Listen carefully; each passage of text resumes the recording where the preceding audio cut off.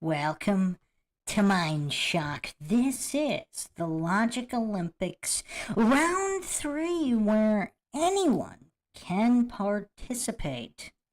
In the Logic Olympics here, racking up points for a grand prize somewhere down the line. Obviously, the goal here is for everyone to sharpen their skills, to sharpen their mental acuity in supporting or going against random topics and arguments chosen instantly with no prep time. Absolutely no prep time. Competitors only get 1 to 2 minutes to make their argument. There's no official counter because obviously there could be lags in connections. And if people are still making their points in the chat, I won't cut them off, but you don't get forever. And this isn't something where you go on Google and try to search arguments. You're armed with whatever is in your brain, and you have to use that and that alone to test your logical might here. So we will see who shows up here. I mean, all your points carry over from previous rounds. I believe Ethan W. and Prophet C are tied for first place. And points carry over. You do not have to show up to every round. You still keep your points no matter what. There will be a lot of rounds. As always, if you enjoy the Mindshock podcast, find it interesting and informative, you can donate to our PayPal. Just check the link in the description. You can also become a YouTube member right here on YouTube. Help support the channel that way. Help logic and reason return to a world where it's quickly going extinct. And obviously, I'm doing my part here in trying to spread logic and reason and help everyone learn how to use it. It is obviously not dependent on which subject one is arguing.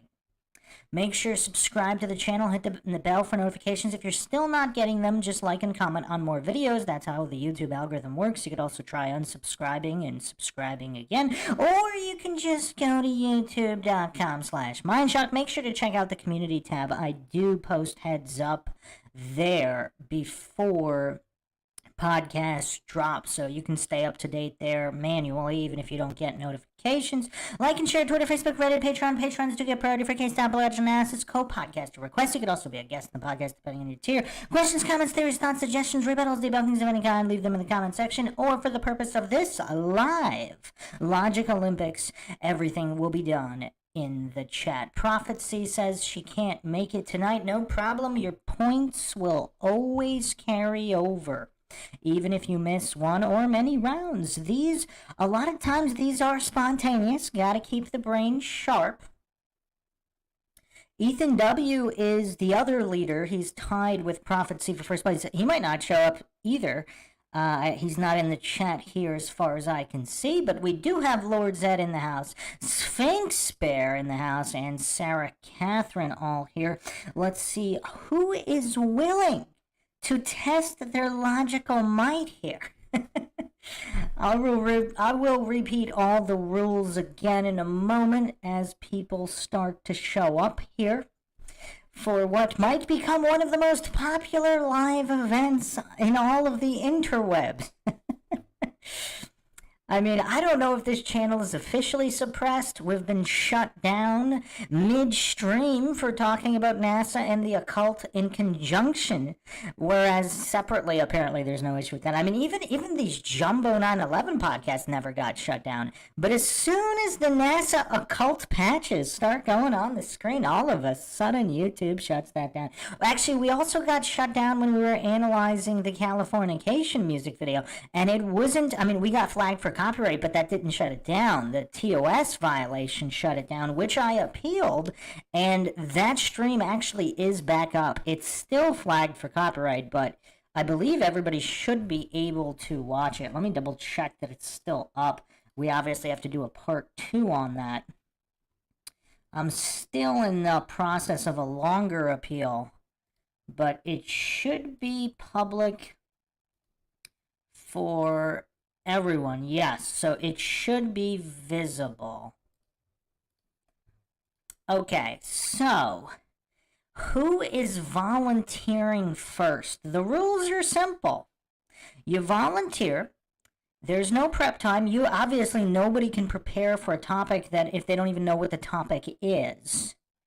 So when someone volunteers, their name goes on the screen. We only deal in full points and half points. If you can logically defend your position, which I will give, I will repeat it 3 times, so like a couple seconds, 3 repetitions of the assignment, of the argument, of what you have to debate logically.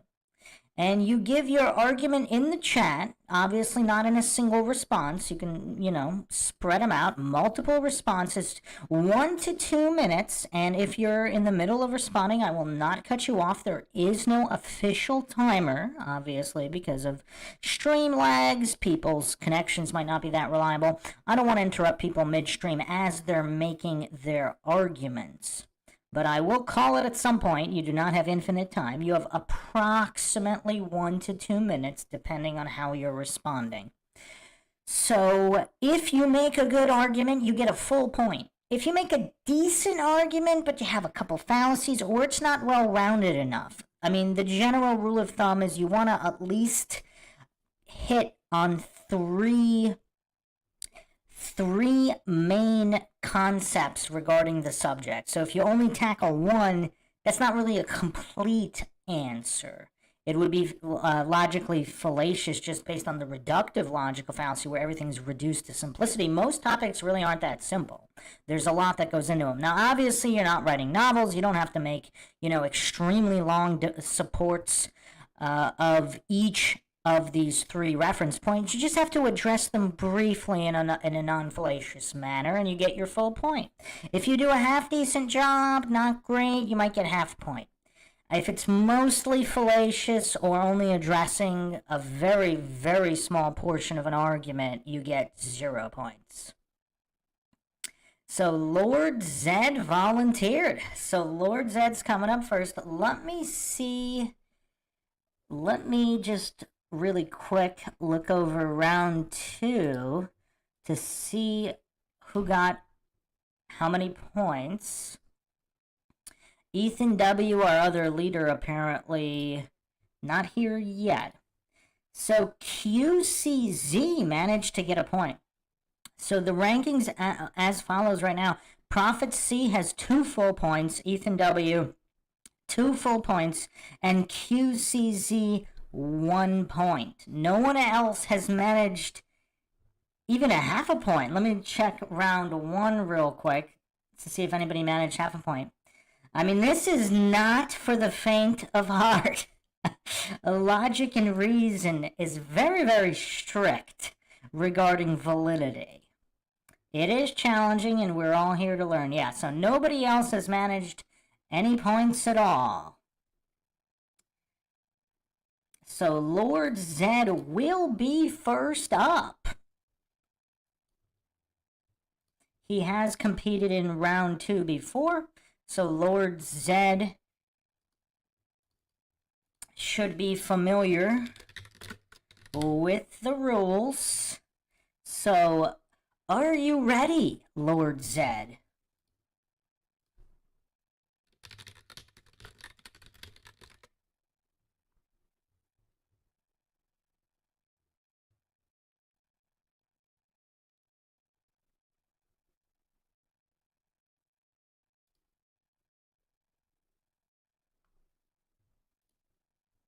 Lord Zed, he says he is ready. Okay, here is the argument. Your job is to logically defend euthanasia. Logically defend euthanasia. The argument is in support of euthanasia. 1 to 2 minutes, get rolling. Once again, I will not interrupt you as you're making points. There's no exact second cutoff time, but if you don't make a single response within a minute or so, I will have to be forced to call it. But the topic is defending euthanasia, in support of euthanasia.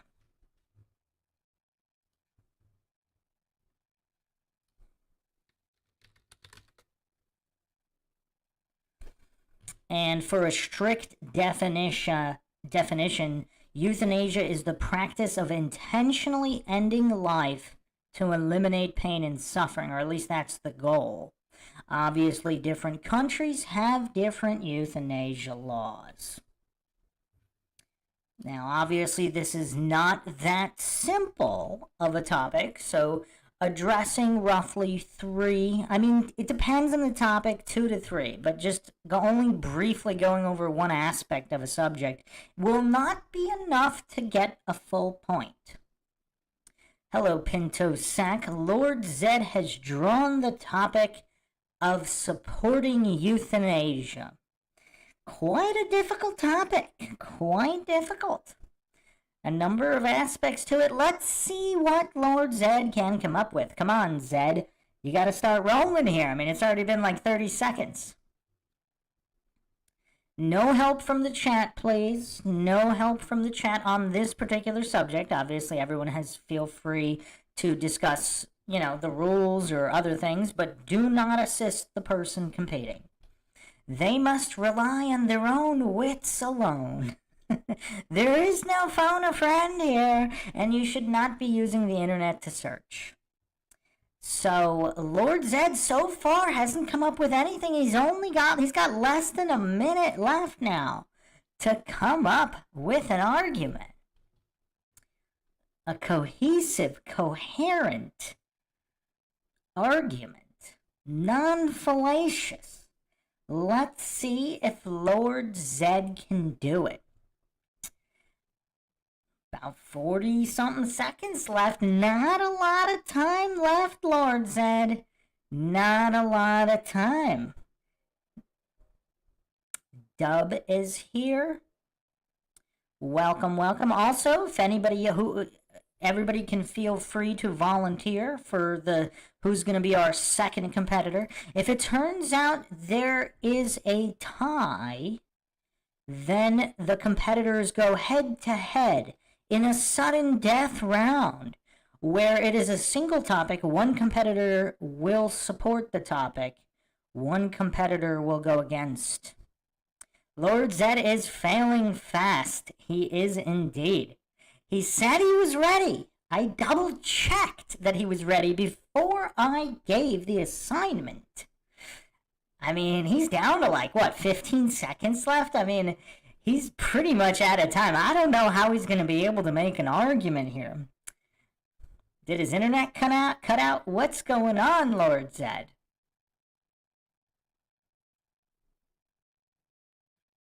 Sarah Catherine is surprised as well. That's a great emoji. That's a cat in shock. The cat is holding their paws to their face with a shocked expression. That is a great one. I need to do a custom emoji of maybe a cat. No, we do not see your comments, Lord Zed. And just a reminder to everybody, the chat is automatically set to top chat. Make sure you manually select live chat to see all comments at all times. Lord Zed, are you trying to pull a fast one here? We see your comment, I'm ready, bro. And then the next comment that shows up is, do you guys see my comments? LOL. Are you serious? I answered in depth. Did you really? Do we believe Lord Zed? Pinto Sack says fake news. And obviously time has expired. Lord Zed, if he made the greatest defense possible of euthanasia, in support of euthanasia, we apparently haven't seen it.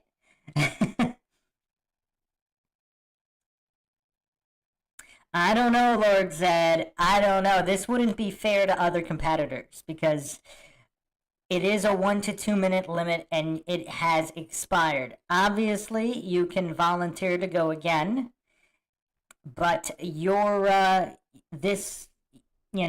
0 points for this one. Make sure you test that everything works, although, we did get All of Lord Zed's comments came through except the alleged defense, except the alleged comments in participating in the Logic Olympics competition. We got all his comments except those. I don't know. Is that too coincidental? Who is next? Who is volunteering to be the next competitor? Who dares step up to the plate to test their logical might here?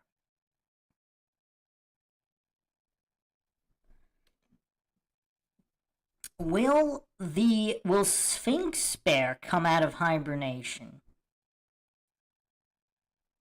IB McFly just hopped in a computer chair.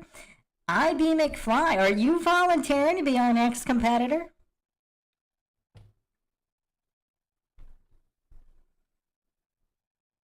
Lord Zed's comments apparently didn't go through. All his other comments did, but he drew the subject of euthanasia. Sphinx Bear says he'll be ready soon, not ready yet, finishing cleaning my house. IB McFly, are you stepping up to the plate? Who is next? We got a number of other people in here. Is anybody else? IB McFly has stepped up to the plate, and Pinto Sack will as well. Actually, Pinto, his comment came in first, so we'll go Pinto Sack and then IB McFly.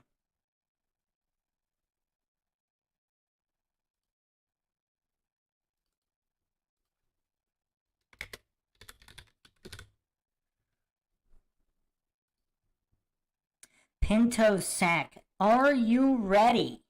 This will also be the test that everything's coming up in chat for you. Pinto Sack, are you ready? Pinto Sack is ready. Here is your assignment. You must argue plastics being banned, being made illegal. Your position is against plastics. Against plastics. Making plastics illegal. And you're off to the races. 1 to 2 minutes.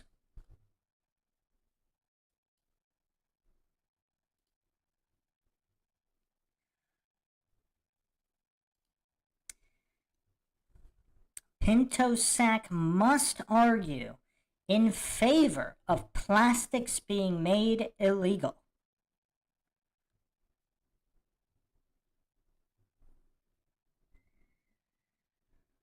Let's see what Pinto Sack can come up with. Yes, Lord Zed, I see what you just posted there. I said if you can go to war or die for your country, you should have a right to choose when you die if you and your doctor agree on it. I can see that, but none of the comments came up during your it was at least 2 minutes there. Nothing came up during the actual allotted time for you to make your arguments. So let's see what Pinto can come up with.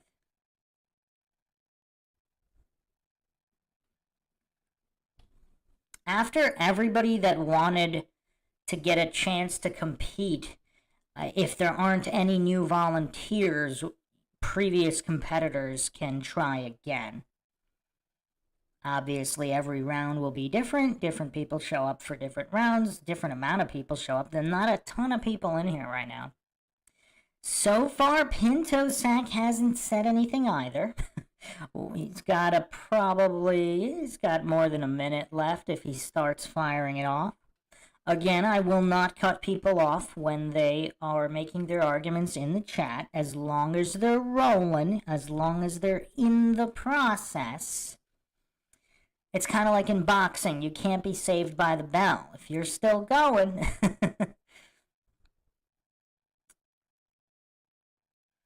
And I will wait until time runs out, and then I'll go over all the replies. Sun UV Liberty in the house here. Our next competitor will be IB McFly, and then anyone can feel free to volunteer after IB McFly. Pinto Sack in the middle right now of his response. He's got probably another 40 seconds or so left. Let's see what Pinto Sack can come up with.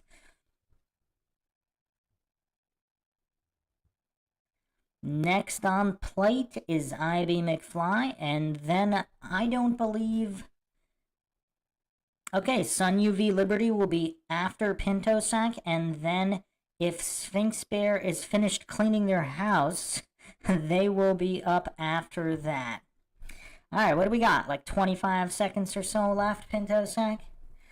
Make your final points here. Make the final points.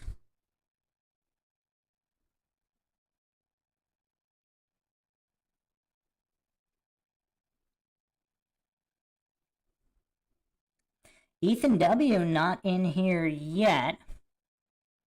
Prophet C and Ethan W. are our leaders.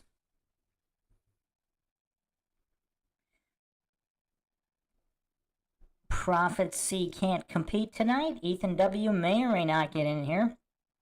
But all points carry over all rounds. All right, Pinto Sack, what do you got left? Couple more seconds. Let's go. One or two more final points here, and then I'm going to call it.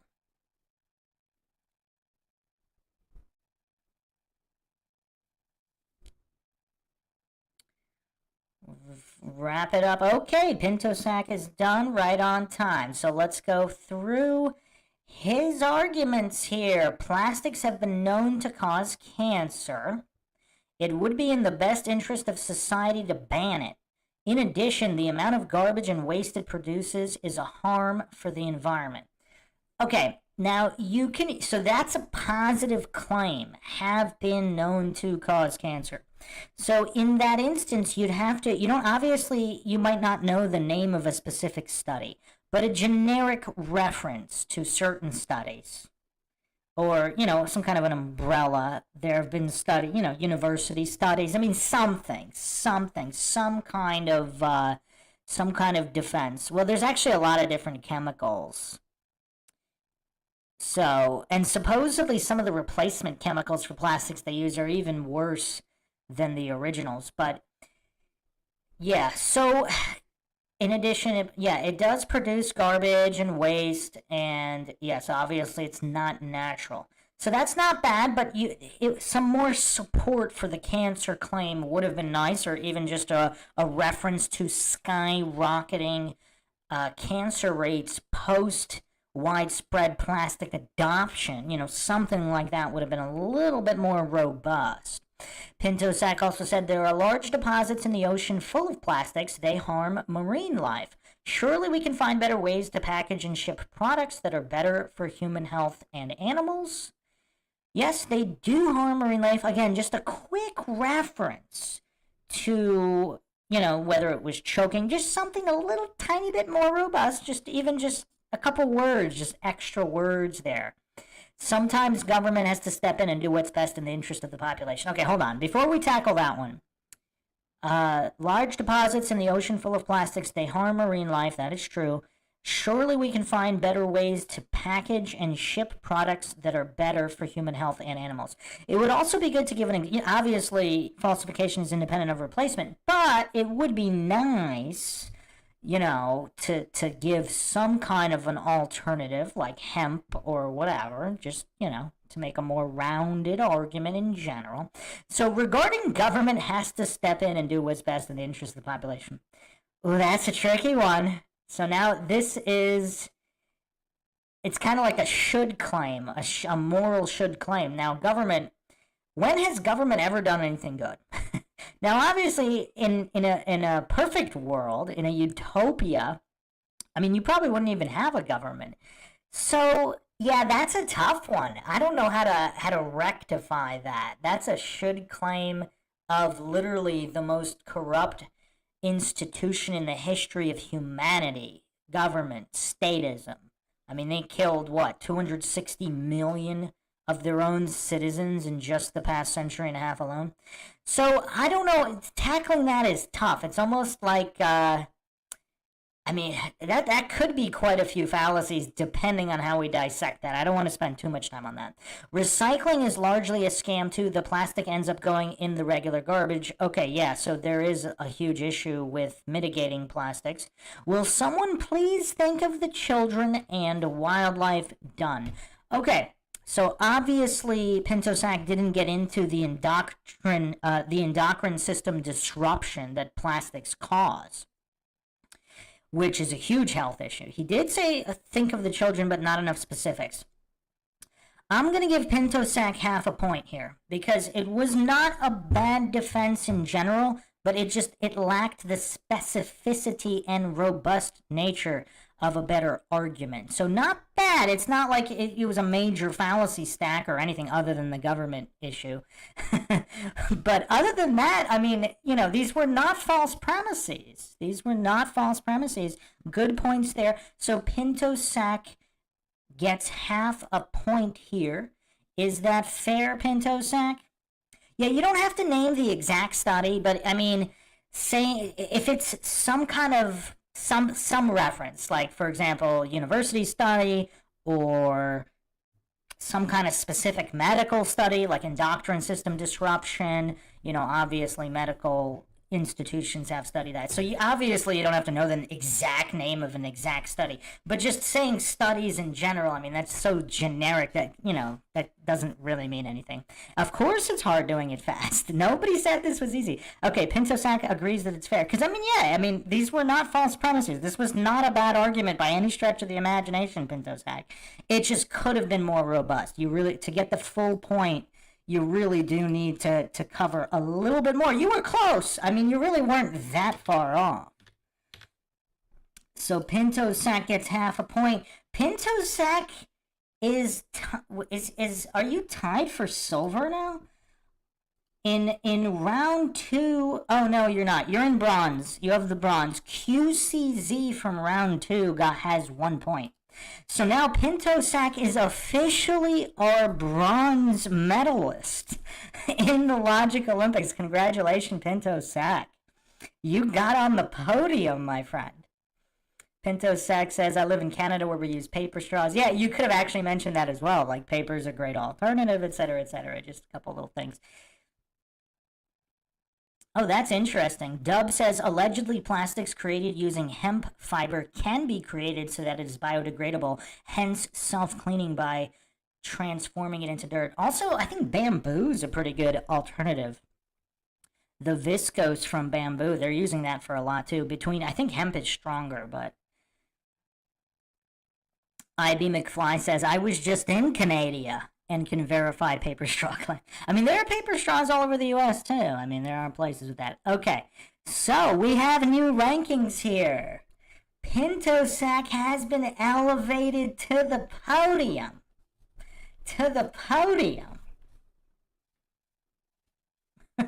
Sun UV Liberty says, it ain't over till the vice president sings. Okay, so IB McFly is up next.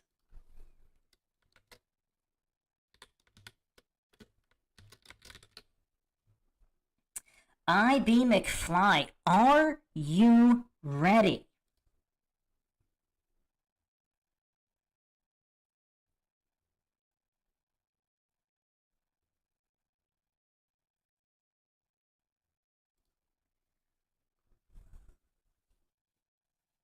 IB McFly says, ready as I am going to be, focusing on being robust. I mean, obviously the most important thing is not being fallacious. Because, I mean, the purpose here is to make good arguments in debate. So obviously fallacious arguments aren't good arguments. So if you address literally 10 different facets of an argument, but it's all fallacious, that's worthless. It's actually better to hit less points non-fallaciously. That'll get you at least a half a point. Whereas if you hit everything but everything's a fallacy, then you'll still get 0 points. So both are important if you want to get your full point.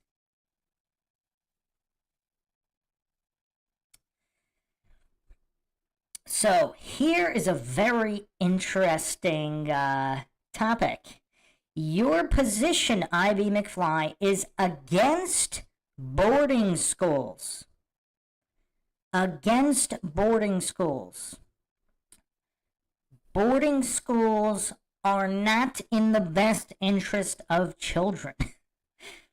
These are completely random arguments. These are things that people probably wouldn't be able to prep for. So McFly off to the races, 1 to 2 minutes in an argument against boarding schools.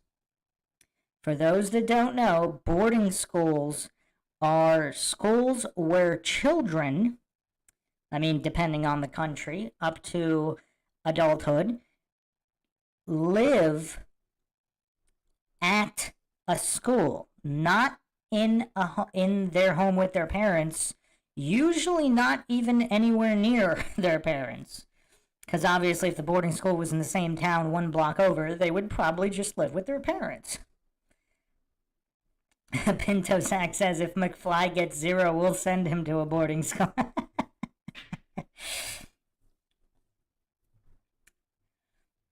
So approximately a minute 40 seconds left or so. Sun UV Liberty says I went to a paddle school for a while. These topics are all random. Some of them are more difficult than others. It's just the luck of the draw. Kind of how in a track meet, not everybody always gets the inside lane.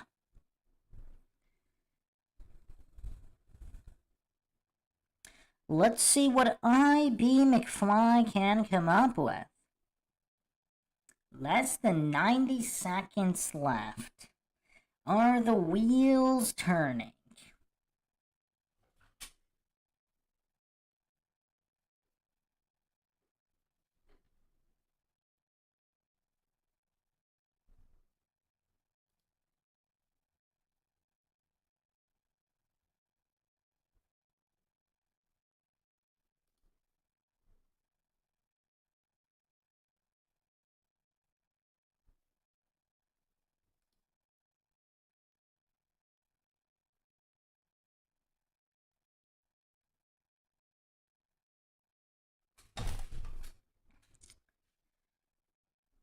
Less than a minute left. IB McFly.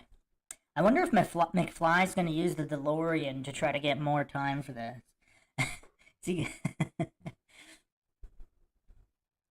What can McFly come up with? So up next is Sun UV Liberty, and then maybe Sphinx Bear if Sphinx Bear is done cleaning their house. Is anybody else going to step up to the plate? Who's next?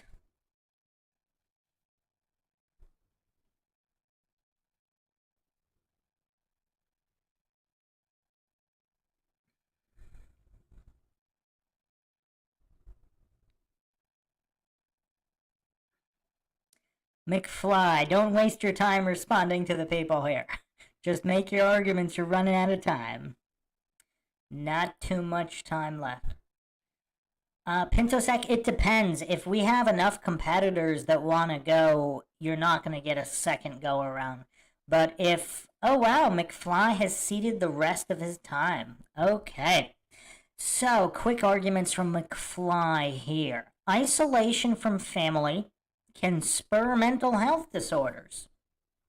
More expensive on average than a general private school. On average. I mean, so many different types of private schools, so many different types of boarding schools. I wonder, I mean, is there any basis for that? It's kind of like, how would we even do that?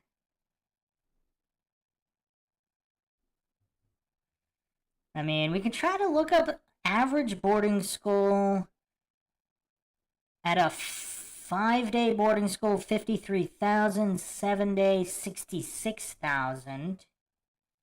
So anywhere from 25 to 65,000. Expect to be fact-checked, obviously. So private schools average 21,000. So yeah, it appears to check out. I mean, man, it seems like there's a lot of cheap private schools. Huh. Okay, so it checks out. It checks out.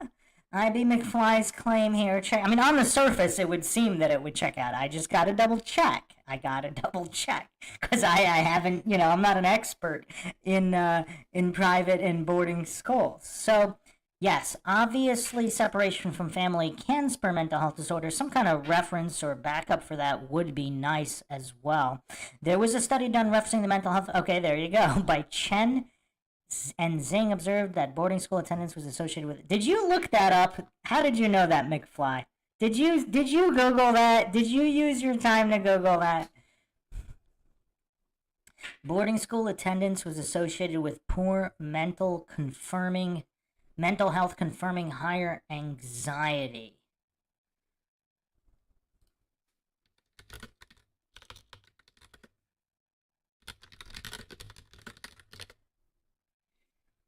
Yeah, you definitely looked that up. It's actually a 2021 study, relatively recent. Alienation from parents. Okay. And depression, stress. You weren't really supposed to be Googling it. That's the whole point of keeping it to 1 to 2 minutes. Now everybody knows why, some people were saying you should have 5 minutes. Well, if people had 5 full minutes, everybody would be searching everything instead of relying on information they already knew. Now, again, you could still get a full point if you address, let's say, 3 aspects, and even if you don't have an exact study to back it up, you could make a general, you'll still get the full point. I'm just bringing up the way to make the most perfect argument. You don't have to make the most perfect argument ever in 1 to 2 minutes to get a full point. I just point out, how to make it as strong as possible. So you addressed mental health disorders and expense, but that's only 2 points. You really need to cover at least 3 points to get a full point, unless you go into a lot deeper than you did. So, yeah, I mean, it wasn't fallacious. It was not fallacious, so we'll give IB McFly a half a point. I would say it would be closer to a quarter. I mean, he did search Google, but even if he didn't have the name of the study. Okay, hold on a second, McFly. What did you search? Because was your point already that the isolation from parents can have negative mental health effects, and that's why you searched the study? Because if you searched and you didn't have that as a point before you got the name of the study, you shouldn't be getting any points. So, McFly, we're going to have to take you at your word here, because if you were already making the point, based on what you already knew or thought, that it would cause negative mental health effects, and the only thing you Googled was the name of the study, I'll give you your half a point. But if you didn't, Pinto Sack says rigged. Oh, IB McFly withdraws his validity. I don't think I should get any points. I will do better next time. Fair enough. McFly, did I not give the definition? I thought I gave the definition.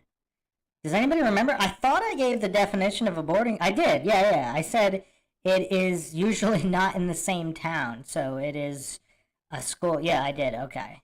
And that didn't count to the time. So, like, the definition, I will provide the relevant definition to the subject. That does not count as part of your 1 to 2 minutes. Because I usually do it pretty quick. I usually do it in a couple seconds, and that way everybody knows it.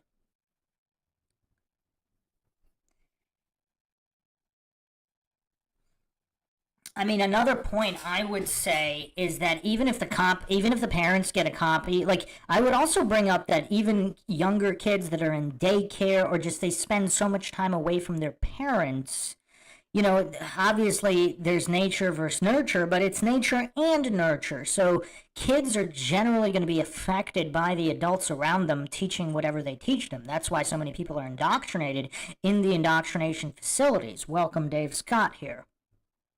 So boarding school would compound that because they spend almost zero time with their parents. So even if there is technically a copy of the curriculum, parents don't really know all these different teachers, like what they're putting in these kids' heads.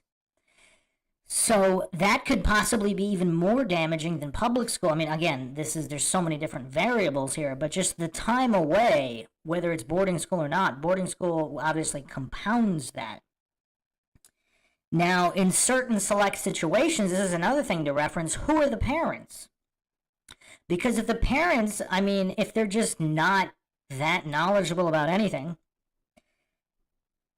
like let's say this child was a result of some kind of drunken hookup, and the mother is a strung out junkie, and the father is some kind of workaholic and alcoholic, perhaps boarding school is a better option. I mean, it would be dependent on the parents. I would address that as well as one of the reference points for the argument. It's obviously not that black and white that it's always bad.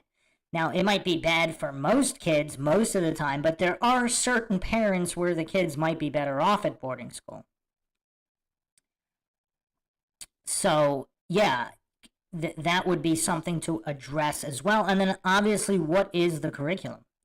Is it a military boarding school? I mean, what is the goal? And those things kind of need to be flushed out. So if it is some kind of military boarding school, now is that automatically a good thing? Or is it just it facilitate more nationalism and statism and zombie mentality of bootlicking mercenaries?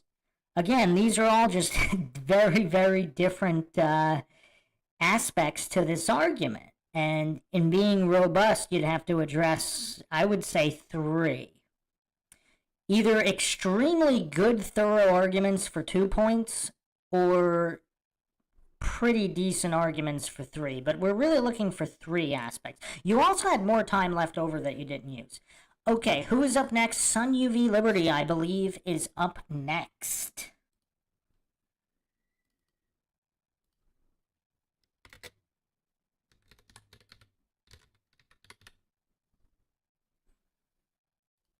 Are you ready, Sun UV Liberty?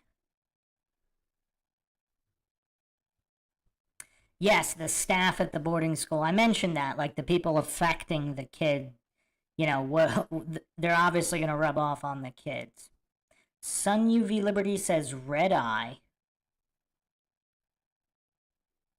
Shifty Eyes Shady says this is going to help crazy. What? What is going on in the chat here? Sun UV Liberty, are you ready? Oh, you said red eye? Was that supposed to be red E? Oh, okay.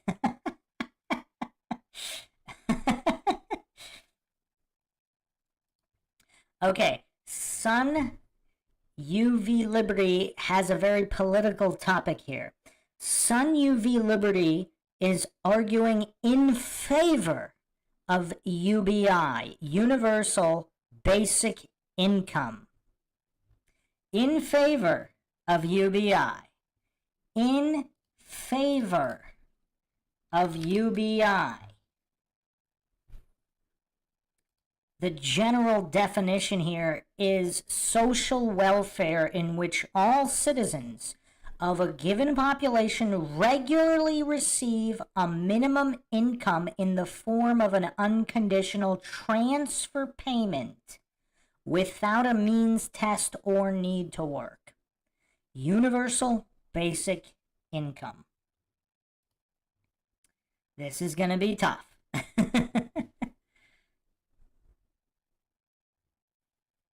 Shifty Eyes Shady in here says, I had to study logic games to take the LSATs to get in law school. Are you a lawyer, Shady? Now, the whole point of the Logic Olympics here, to be logical, you must be able to logically argue both sides of any issue. Doesn't mean you agree with either side. Doesn't mean you even know which side is better or more valid. You might not even know, but you should be able to argue both sides effectively to truly have a command of logic and reason. So let's see what Sun UV Liberty can come up with in favor of UBI.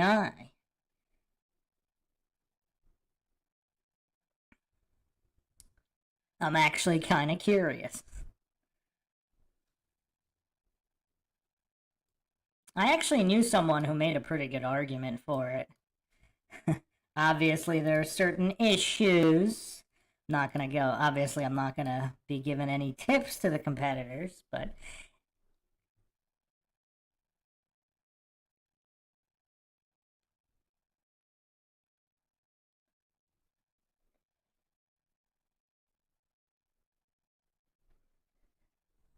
oh, interesting. Shifty Eyes Shady says, I have a JD, not a practicing attorney, mostly worked as a paralegal in personal injury law, switched to cybersecurity 2018. Sun UV Liberty has another minute or so left. There is no exact counter. If responses are still coming in, I'm not going to cut you off, but you gotta keep rolling.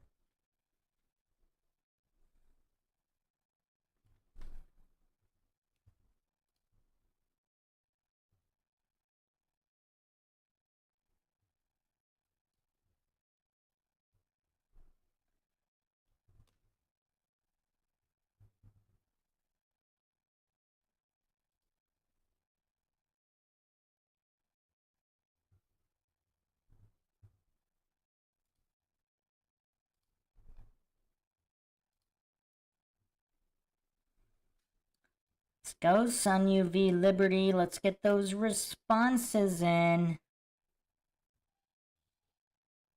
No one said the Logic Olympics would be easy.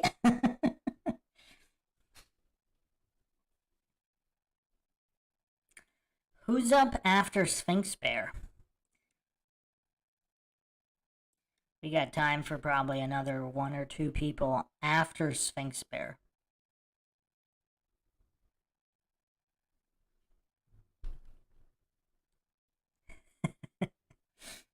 I'm gonna wait till they're done before reading some of these responses, but this is actually pretty decent.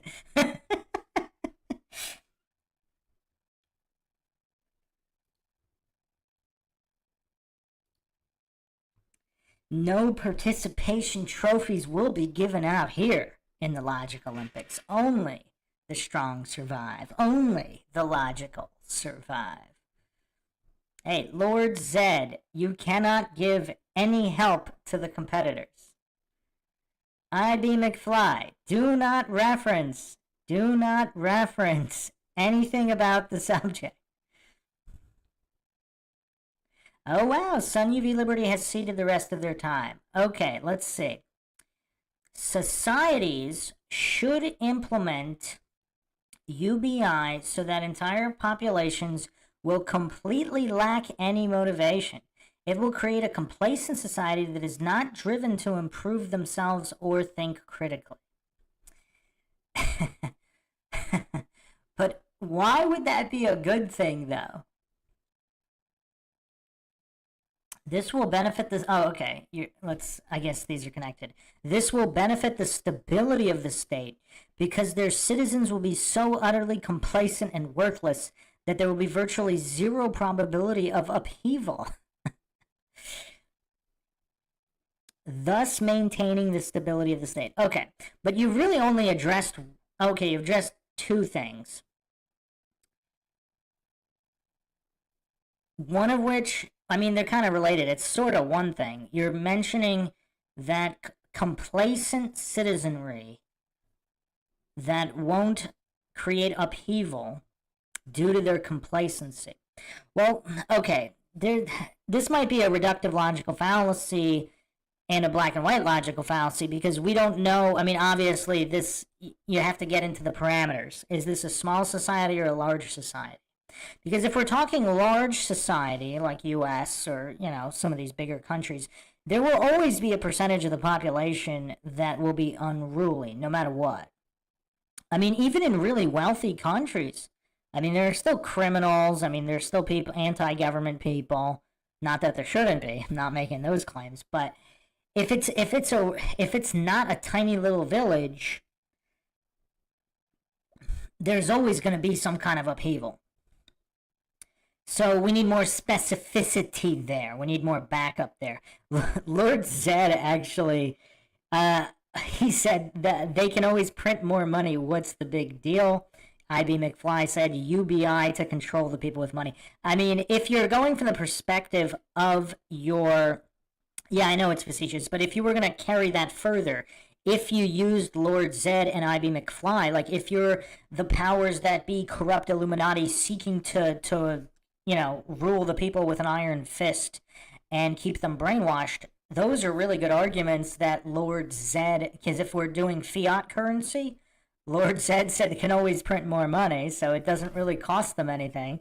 And as inflation goes up, it's going to keep people broke anyway. So if you're going from an Illuminati powers that be suppressing the masses and enslaving the masses perspective in the facetiousness, you could do that, but they actually, controlling the people through money, etc. But you didn't say that. You basically just said complacent, virtually zero probability of upheaval, which you didn't really back up because you didn't mention whether it was a big or small society. Like if it's a little village, maybe.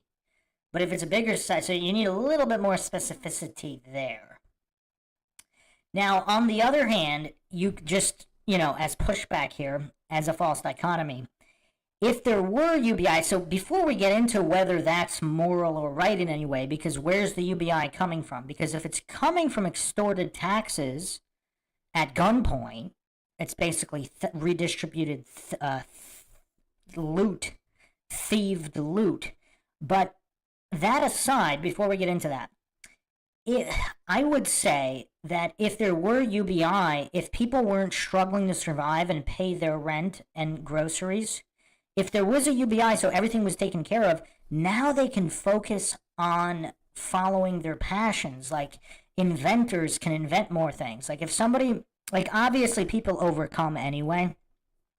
So it's not that it can't be done otherwise, but even people like Tesla, they had sponsors.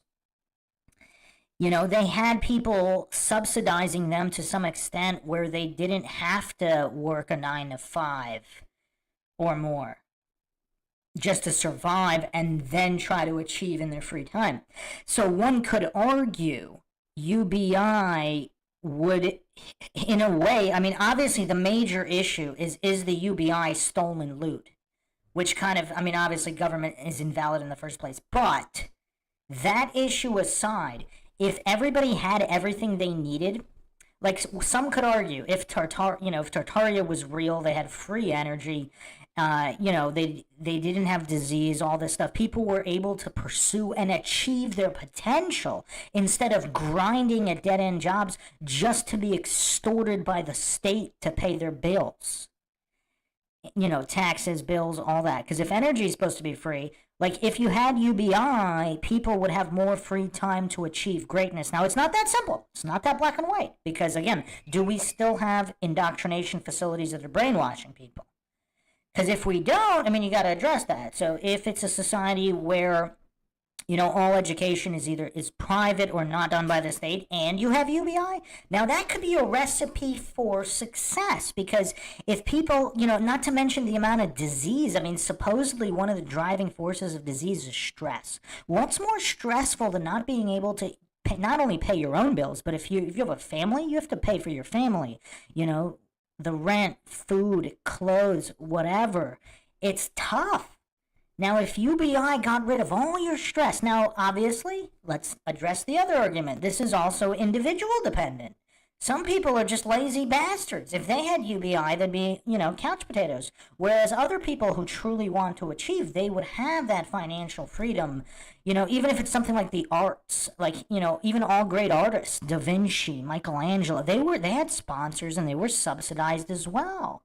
So it's just it's not that black and white. I wouldn't paint it as only people would become complacent. A certain percentage would. Now you can frame the argument from an oppressor viewpoint on how to, you can add some bread and you have UBI, add some more bread and circus for the masses so that they don't revolt. But on the other hand, UBI would get rid of a lot of the stress theoretically. It would lay the foundation for improving a lot of health. Now, there's other variables as well, like if the government also made all these poisonous foods illegal, and then where are we with injections? So there's a few different things to address. There's only so much you can do in a minute or two, but I will award 0 points for that argument.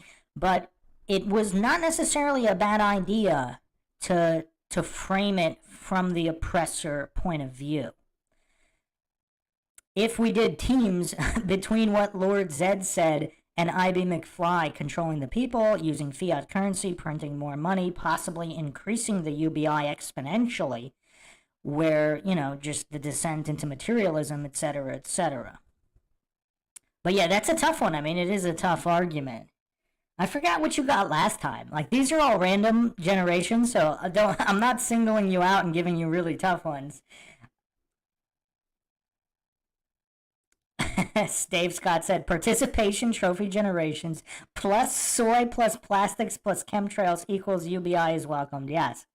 I mean, obviously the arguments against UBI are much better, but if you still have to deal with a lot of it. No problem, son, UV Liberty. I mean, the main thing here is everybody learning. So obviously, I actually liked that you framed it from the perspective of masters and controllers to suppress, because obviously I didn't give those. You're free to interpret whatever parameters. Like, you can put the parameters on it as you wish, unless they're given in the assignment, which they weren't. So I actually liked that you picked that perspective. That would be one of the good ways to make that argument. So I liked that you did that. And if help was allowed, you would have gotten at least half a point with these guys chiming in. Okay, who's next? Is Sphinx Bear. Are you ready? Did you finish cleaning your house? And who's up after Sphinx Bear? Dave Scott, are you going to jump into the mix here? Or Shifty Eyes Shady? Yeah, that is troubling. It's kind of, the thing about UBI is UBI provides a partial solution to the problems created by government in the first place. So you're looking at, but even it's such a minor solution, because if inflation is going to continue, I mean, and what is the UBI? Like, what is it? Is the UBI X amount to cover all the bills, or is the UBI only going to cover 25% of let's say a four-person family home? So those are things that would need to be addressed. Sun UV Liberty says, if I get a UBI point, I don't want it. Fair enough. Shifty Eyes Shady has volunteered. Sphinx Bear is ready. So Sphinx Bear up next, and then Shifty Eyes Shady.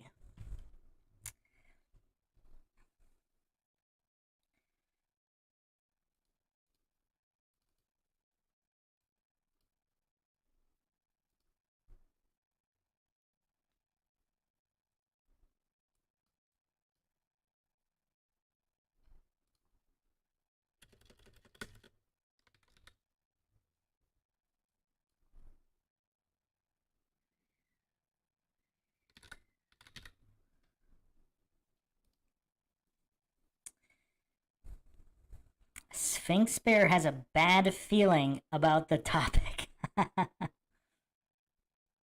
Dave Scott says, my thumbs are kind of big to logically argue on my phone. May have to just judge for now.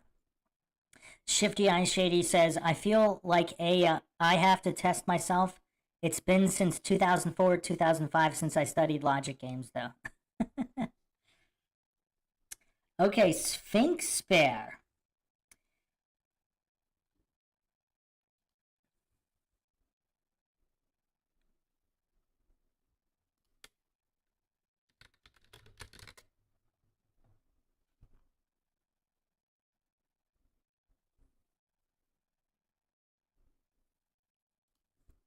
Your topic.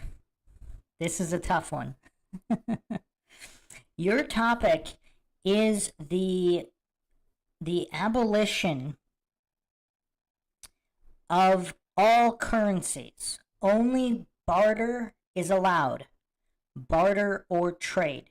Sphinx Bear, your position is against the usage of any currency. Any currency. Only barter trade. Currency as in money. Bartering, trading, as according to our so-called official history, was the status quo before the invention of currencies, and even after. Well, technically, some people still barter and trade certain things.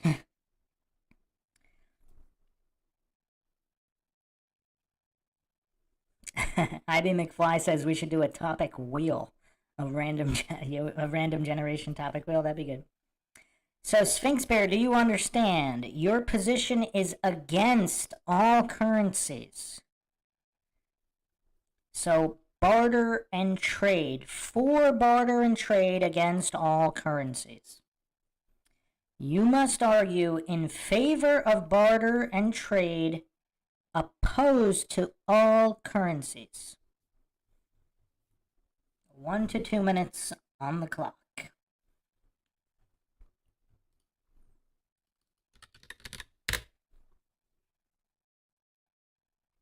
I mean, the exact definition of barter is the exchange of goods or services without using money. So no money, against money.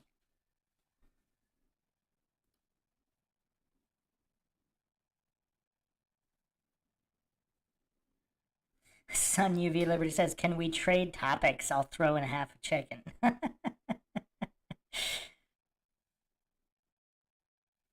Let's see what Sphinx Bear can come up with. Is that communism? Not really. I mean, modern communist countries all had currency.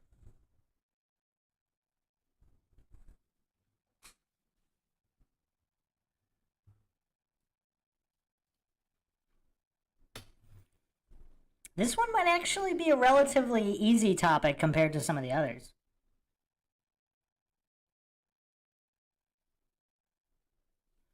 Communism is kind of more where everything is equalized, like everybody's pay is the same, more or less, depending on which definition of communism you're using.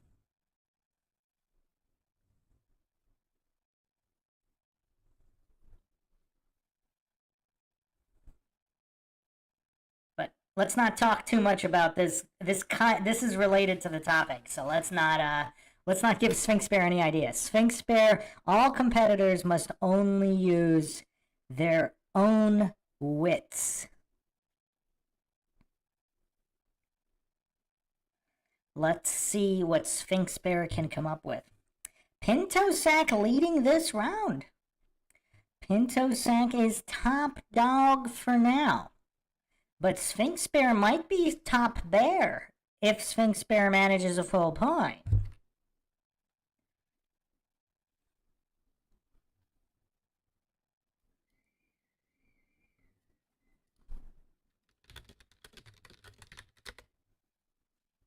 Anybody see the 1995 Chuck Norris movie, Top Dog? I think that actually made it to 4K Blu-ray. Which is kind of crazy.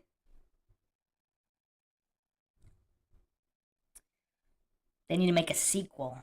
Top Dog 2, Top Bear. Chuck Norris fights a bear. Steven Seagal fought a bear. Did you guys forget? Y'all must have forgot. Steven Seagal fought a bear in On Deadly Ground. Is there anything Steven Seagal can't do?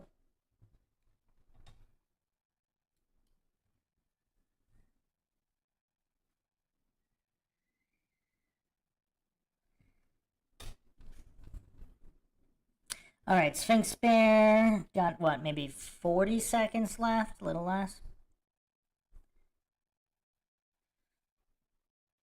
Come on, Dave Scott, you really think the Earth moves?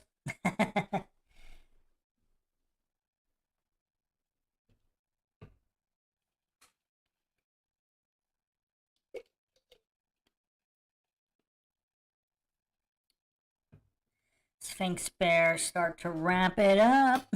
Final points. Little bit more time left, but running out quickly. Pinto Sack said, my friend body slammed me in the snow at disc golf today, Steven Seagal style. IB McFly said Sean Connery fought a bear in the Edge. Wait. Edge.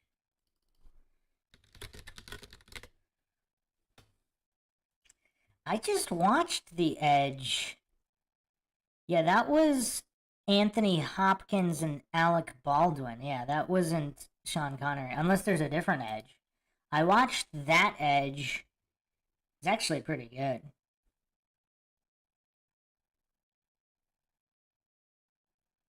There was also an Edge 1992-93 TV series with Jennifer Aniston. Definitely do not remember that one. Okay, Pinto Sack has ceded the rest of his time. Or Sphinx Bear, rather. Sphinx Bear, okay. Pinto Sack, I was still reading your comment about the body slam Steven Seagal style. Okay. Let's see what Sphinx Bear came up with. Currency is easily manipulated, so a barter trade system necessitates people to be more honest. Yeah, sort of, unless they're stealing goods, right? I mean, we would need specification there manipulated by governments. Like, what if you had a small village where they just, made their currency honorably, possibly? Who knows? Yeah, a little bit more specificity would be nice. Barter trade system requires people to know people better, which in turn could create a more functional society. Yeah. Yeah, I mean, if you're talking a close-knit village, I mean, that's supposedly how they did do it back then. Without a standard currency, we wouldn't need as much government oversight, i.e. no more Federal Reserve. I know it's not government per se. I mean, yeah, there is a link between currency and government oversight, not to mention even Interpol or intergovernment oversight as well. You could even make that argument even more robust. A barter trade system could have a potential for lower crime as robbery because people wouldn't be carrying cash on them. Yeah, I mean, you could still steal goods, obviously, but goods are very specific. So if somebody, if somebody's, carrying some kind of axle for a specific wagon, they might be less likely to be a target for thieves as if they had a ton of cash on them.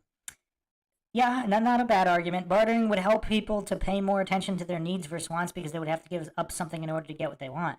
That's a great argument there. Especially in trading labor. You could have made that even stronger with making labor. Yeah, I mean, that's pretty good. That's pretty good. I would also have argued where labor trades would also, you did put more functional society knowing people better. I would have rounded that out even more, whereas it would almost be more fair, like a plumber and electrician doing work, instead of paying a couple $100 for a service, depending on your job, that couple $100 could have taken you a longer or shorter time regarding to value of labor, depending on your own labor. That would have been a critical arguing point I would have used. Also, when you started off with how currency is easily manipulated, I mean, we need more there. Is it currency that's backed by gold or not backed by gold? It needs to be a little bit more robust argument. I will give you half a point. It was pretty good. No major fallacies. I would have just made it a little bit more robust, just a little bit. Sphinx Bear says, I hate how when I'm done I think of way more stuff, probably prompted by your comments, but still. No, I mean, I think half a point is very fair because you did address, you addressed multiple points. You addressed manipulation, you addressed knowing people better, more functional society. So, yeah, no, that was not a bad argument. That was not a bad argument. So, Sphinx Bear gets half a point.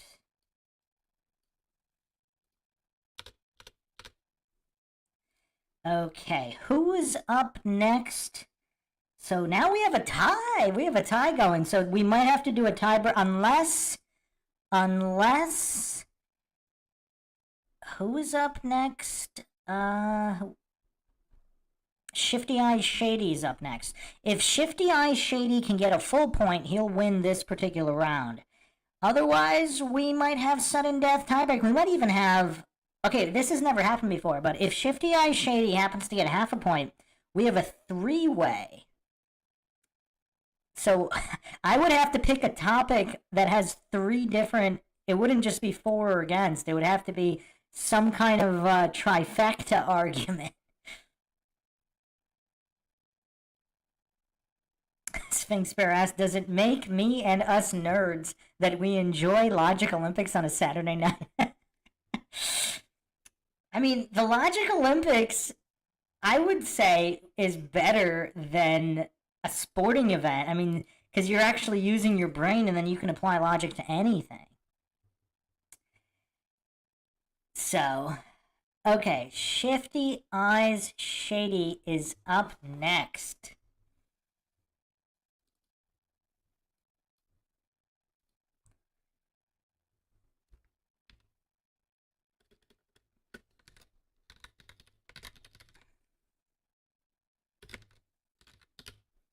Actually, I'm just going to call you Shifty Eyes.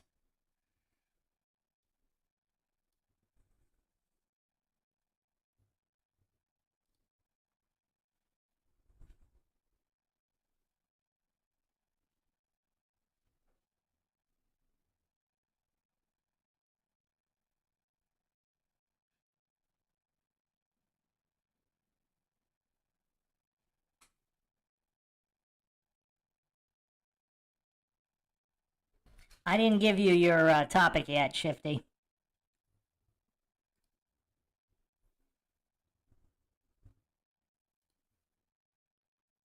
I'm trying to remember if it was used on round one. I don't believe it was. I don't want to. I did. If you hadn't said your background, it seems almost unfair to give you to this. But I can't not give it to you because I know your background because this was the topic. Your assignment is to argue in favor of the death penalty.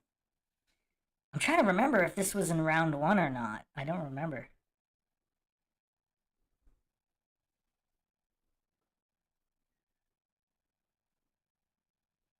So, Shifty, arguing in favor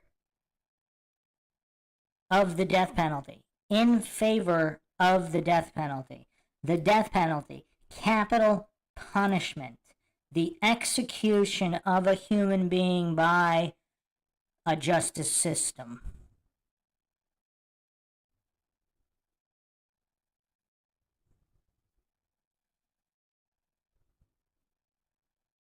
Oh, this wasn't a tie. No, this isn't a tie break. It was 4.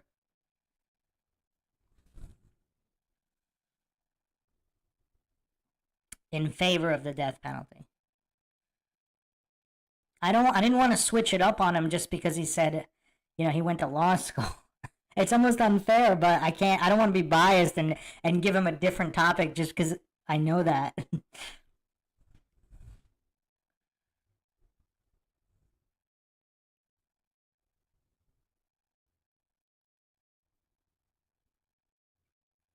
Yeah, it's pretty classic.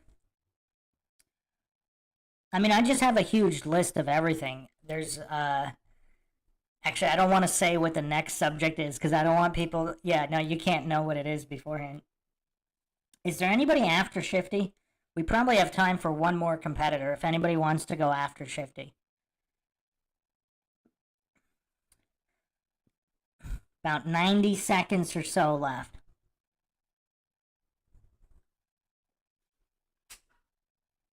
And just a reminder to everybody in the chat, do not say anything specific on the topic. Each competitor, there is no phone a friend, there's no help of any kind. They should not be using Google either. We keep it pretty quick, 1 to 2 minutes.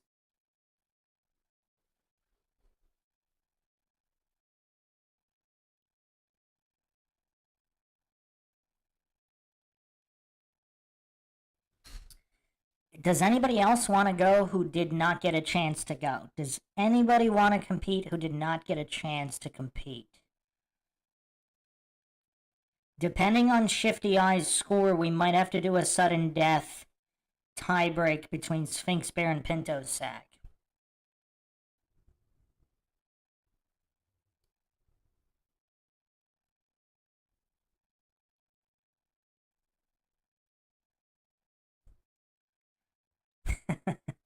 Stop making fun of the font on the screen.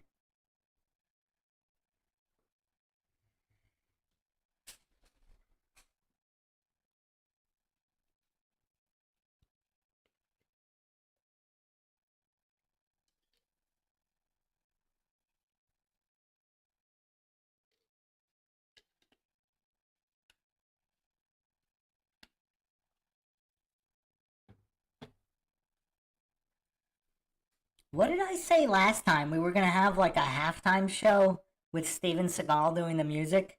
Is that what we were talking about last time? About 30 seconds, countdown for Shifty Eyes, wrap it up. We need Steven Seagal doing some jingle music, doing some jingles in between the competitors. That would get our viewership up probably.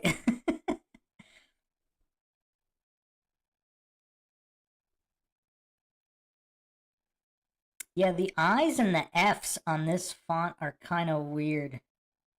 I mean, the F's and the T's. It's just like a apostrophe, a weird apostrophe.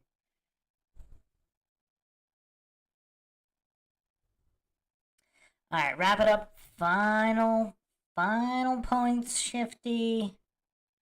I don't want to interrupt, so if you're still in the middle of typing, you can go, but we gotta wrap it up. It's a good question, Sphinx Bear. Was Seagal a real cop, or what's the deal with that? I think it was honorary, but nobody told him it was honorary, so he just assumed it wasn't honorary, and he just showed up and started enforcing the law. Dave Scott says, yes, Seagal music in the background, Jeopardy style. All right, Shifty, let's go. You're running out of time. Final point. Final point.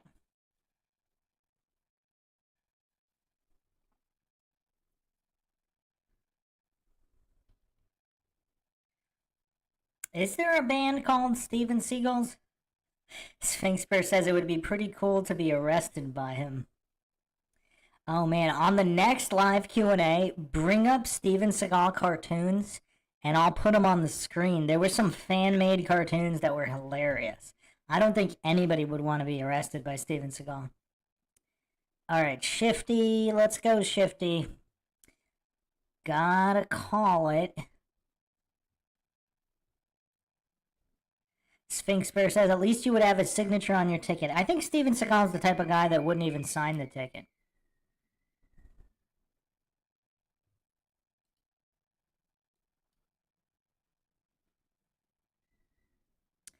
Lord Zed says, I'm in favor of the death penalty, but it has to be a front kick from Seagal. If that's not helping the competitor, I don't know what is. Lord Zed, I'm going to have to kick you out of chat for assisting Shifty. All right, Shifty, you're done. Let's examine Shifty's arguments. Sphinx Bear says he signs the tickets with blood or spit.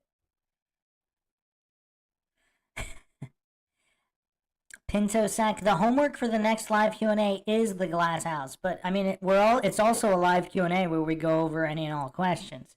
You know, obviously Seagal is one of the principal topics. I mean, is there anything that Seagal doesn't overlap? All right, so Shifty, let's go over Shifty's arguments here in favor of the death penalty. Capital punishment should be used because of the deterrent factor. There has been a historical argument that deterrence decreases crime. Has there really, though? So, it's actually interesting because the FBI stats actually show that the murder rate goes up when capital punishment is enacted. And states that had capital punishment and then removed it, their crime went down. And then they might have had a different governor, and then he brought it back, and then crime went back up as he brought it back. So it's almost, so that it's actually the opposite of that, so that'd be false premise, but it's almost comical. It's like criminals exist simply to spite these so-called lawmakers, the politicians, the elite leeches of the world, the criminal class known as politicians. I mean, not just with capital punishment, but even like gun laws, right? As soon as they make gun-free zones, mass shootings skyrocket. As soon as they do an assault weapon ban, murder rates skyrocket. It's kind of weird. And not just in the U.S., I mean, even in England, when they did the gun ban, the murder rate spiked after that. So that would be a false premise. Now, there is some cherry-picked data for like a single state where it did decrease. But that's why you have to look at, a wider pool of data. You can't just look at cherry-picked arguments. There has been shown in New York City similar deterrence methods as light as stop and frisk decreases crime. Let me do a fact check on that because I'm not sure about that.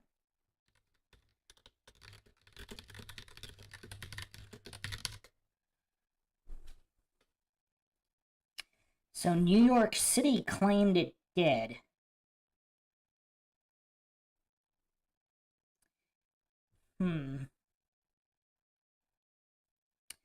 So governing.com said that they're...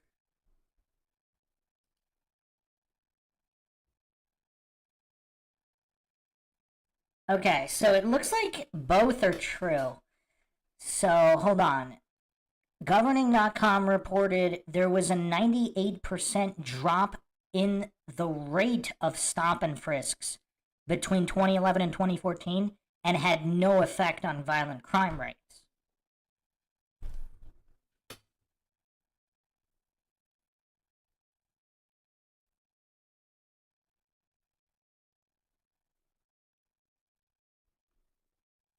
Also, was the crime already declining before stop and frisk? Like in Australia, they credit the restricting guns as decreasing the crime rate, but it was actually the same trajectory down, and one could argue it actually blipped up slightly after the gun buyback. So, but it was already declining so much, and they gave credit to it.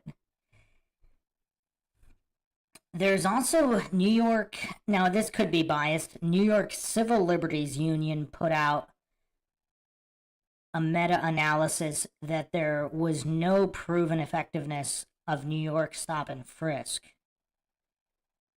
and that the murder drop happened right before it. And then they credited it. So I can't give you points on that either. With stop and frisk. There is much less capital punishment crimes committed than regular crimes. I'm not sure what you mean there. Capital punishment, therefore, will decrease major crimes of I gotcha. Of felonies that cost other people's lives to be criminal behavior. But that might be all a false premise. The harshest penalties would cause all but the most type of people least amount to lose to only commit capital offenses. I'm going to push back on that too, because a lot of crimes are committed in the heat of passion, with emotions. People with impulse control. I mean, even a basic theft, or a basic assault. Someone gets mad and assaults somebody. Obviously, they're not thinking about the fact that it's illegal, or they're on drugs or intoxicated. They're not they know it's illegal, but they don't actually stop and think about it. They commit the crime anyway. Or crazy or sociopath people that do not care about their own deaths. Yeah, I mean, you covered that a little bit there.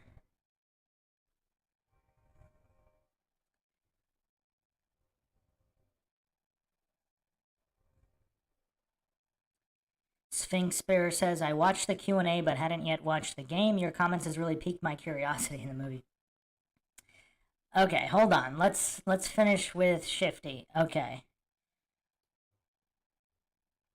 The New York City laws changed in that period. I live in New York City. There was also other facts that correlate with the New York stop and frisk drop.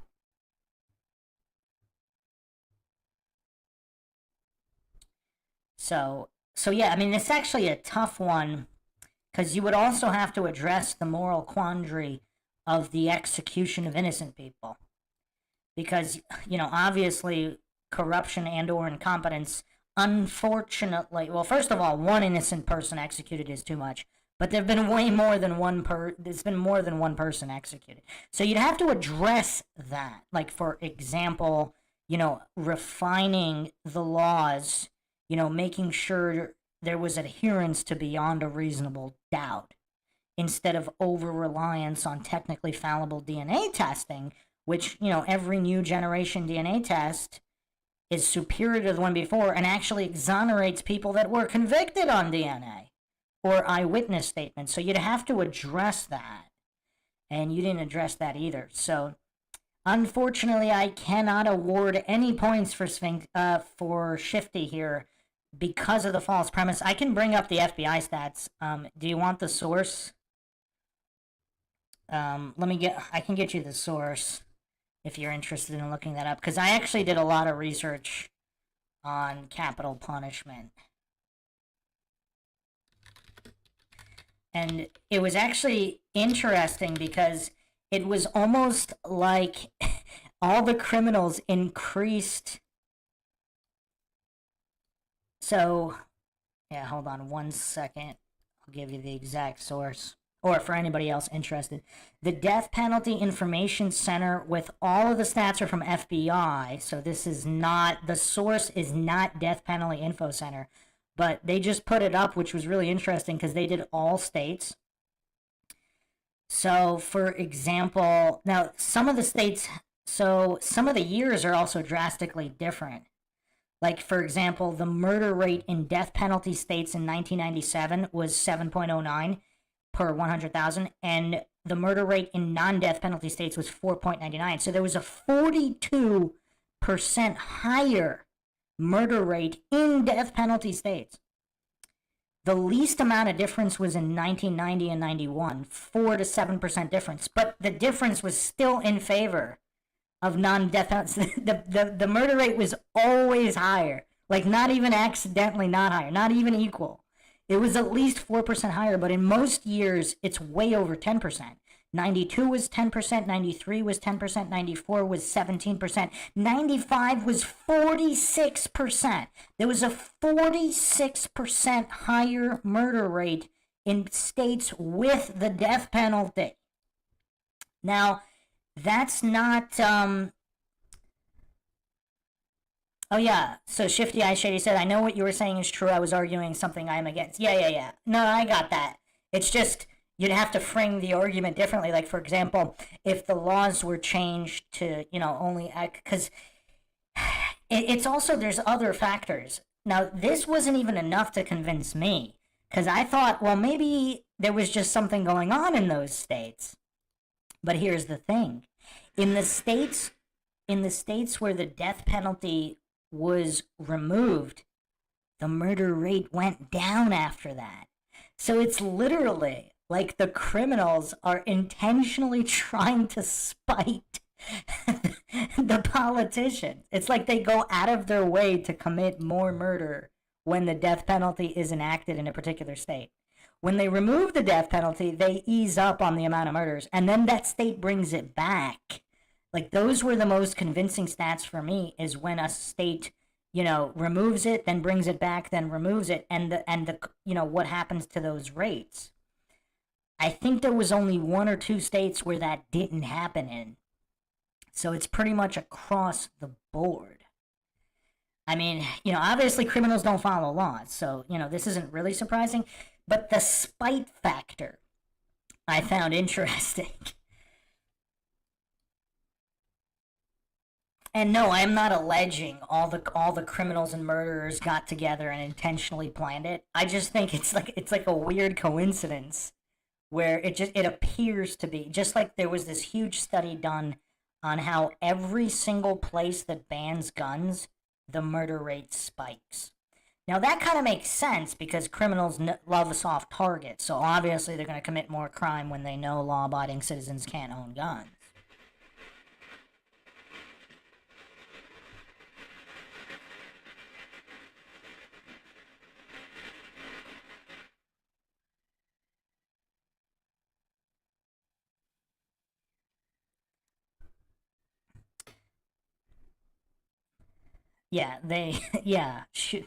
Criminals love shooting in gun-free zones. They'll face no opposition, or at least until the cops show up.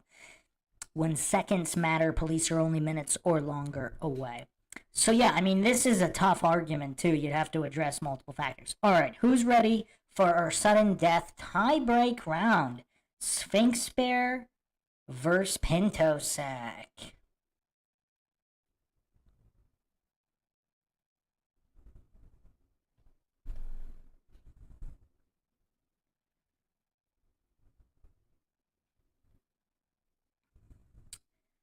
Sphinx Bear, are you ready?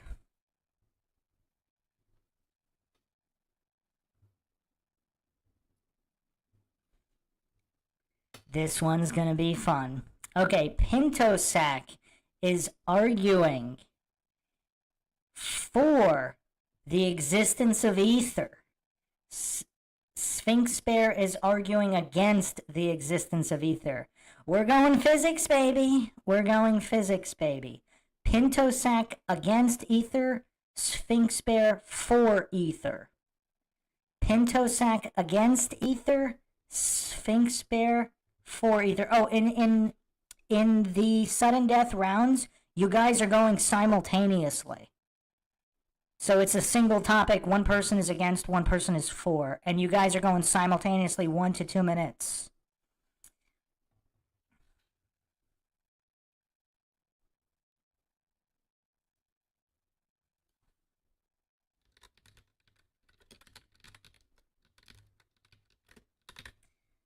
Pinto is against, Sphinx Bear is for. The basic definition of ether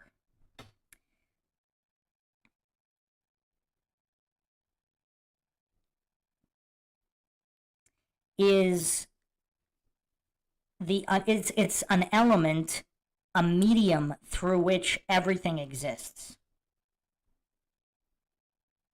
I mean, it's actually not a very specifically defined term, but for example, Nikola Tesla's theories involved the ether.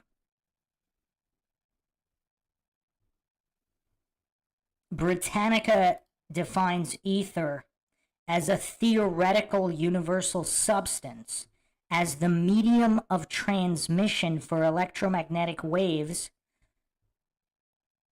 The ether was assumed to be weightless, transparent, frictionless, undetectable, chemically or physically, and literally permeating all matter and space.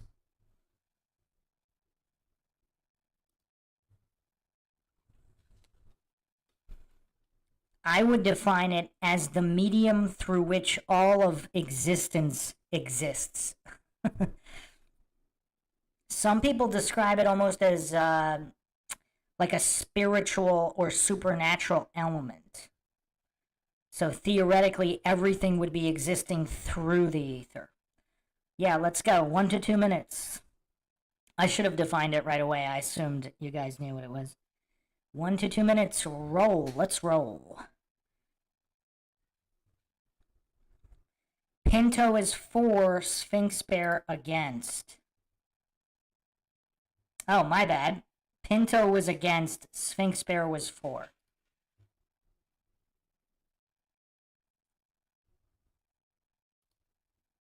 Yes, Pinto against, Sphinx Bear for.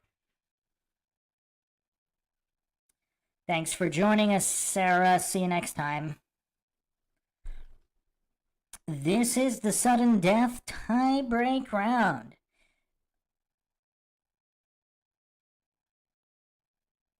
Winner will be the round 3 champion. And simultaneously the bronze medalist throughout the entire Logic Olympics, because remember, all points carry over.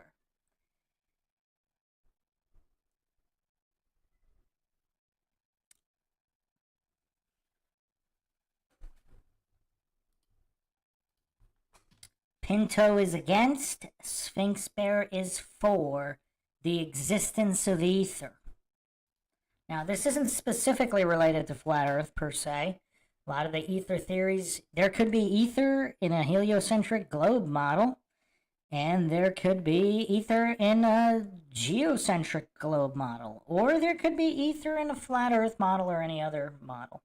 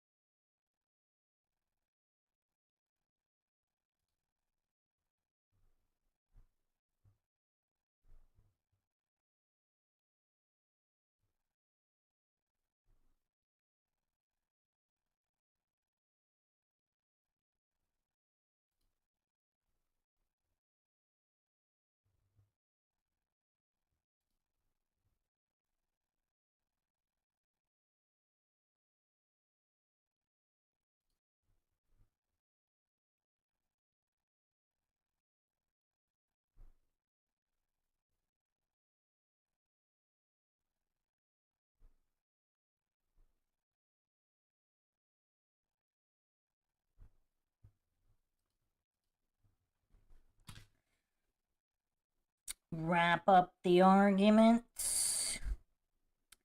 Let's get this wrapped up. I think in round 2 we did, what, 3 sudden death rounds or something like that? It was crazy. Let's see if this can get resolved with 1 sudden death round.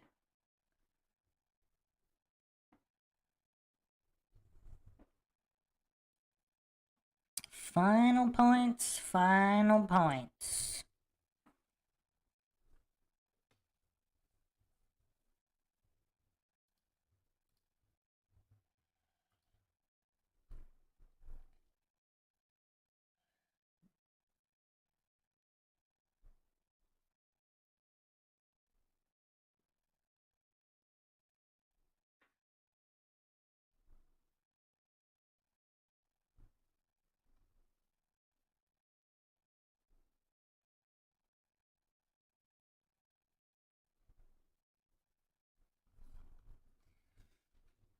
Alright, so let's call it here. If you're typing out a final point, finish typing it out, and we will call it. Okay, So, let me start off with Pinto. The ether doesn't exist. There is no solid proof that it exists. Is that a no true Scotsman fallacy? There needs to be tests done to reproduce the same results. Has that not been done? We have a soul and we don't really... Well, that's another positive claim. And we don't know what the universe is. A we argument. Uh-oh. God has created us in the world and it's beyond our comprehension how everything works. Appeal to ignorance fallacy. Now again, that doesn't mean that's wrong. I'm not saying you're wrong about that, but it's an appeal to ignorance logic fallacy. Surely we had a spiritual connection to the universe like frequencies, but how can one understand what's going on? Another appeal to ignorance.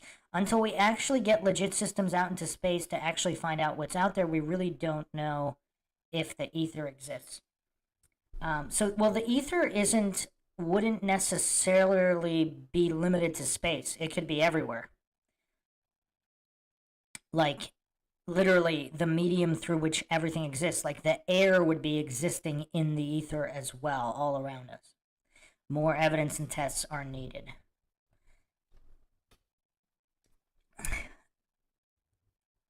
Yeah, not that great, Pinto. Not one of your finest moments. All right, let me look at Sphinx Bear. Okay. For starters, all of physics knew about and accounted for the ether in everything they did. Does that appeal to popularity, appeal to authority? Until Michelson-Morley in 1887 proved Earth to be at rest. Did it prove that? Well, it would depend on whether or not ether is real, and of course the calibration of the tools of the experiment. So did it really prove that? Could be a false premise and false dichotomy and reductive logical fallacy.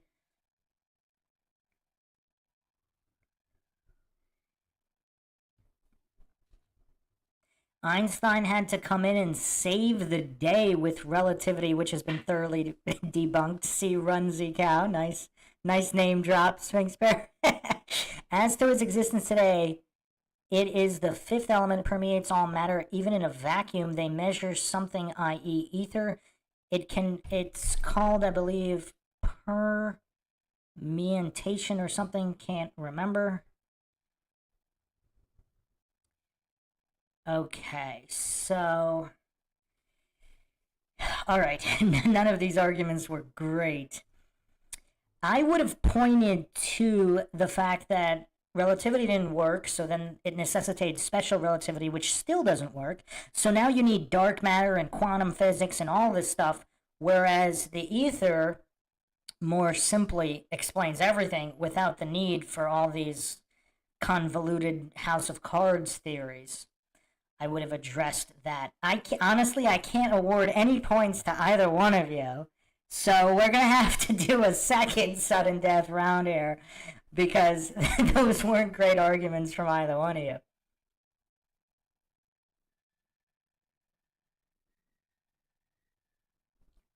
So are you guys ready for the second sudden death round?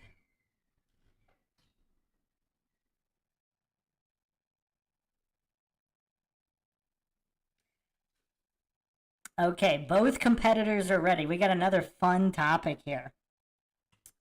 So this time, Pinto Sack will be for the existence of the Middle Ages as purported by mainstream history. Sphinx Bear will be against the existence of the Middle Ages as purported by mainstream history. Pinto is for the existence of Middle Ages as taught through all government schooling. Sphinx Bear against the existence of the Middle Ages as taught by public schooling, government schooling. Let's get rolling, baby.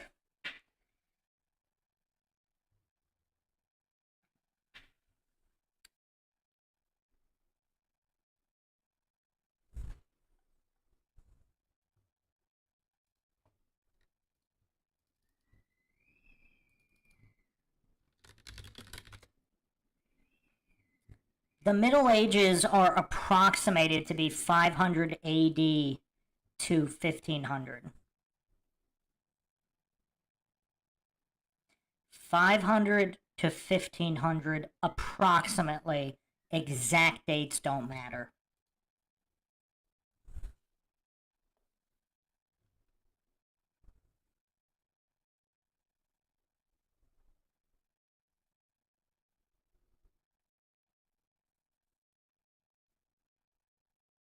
Simply the span of those of a few centuries and everything that is attributed to the Middle Ages. The way the kingdoms worked, everything.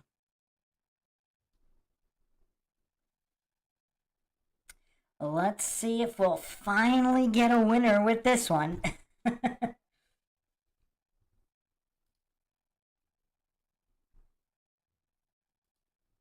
You know what's crazy? I actually had a friend who first brought up this theory years and years ago.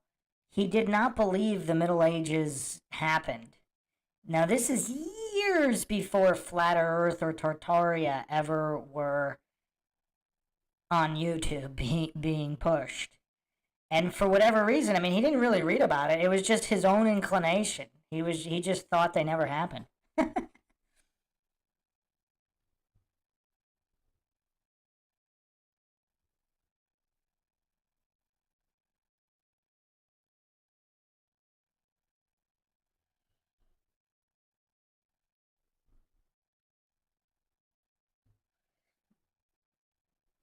Wow, no, not a single point yet from either competitor. I mean, what you got under 90 seconds left.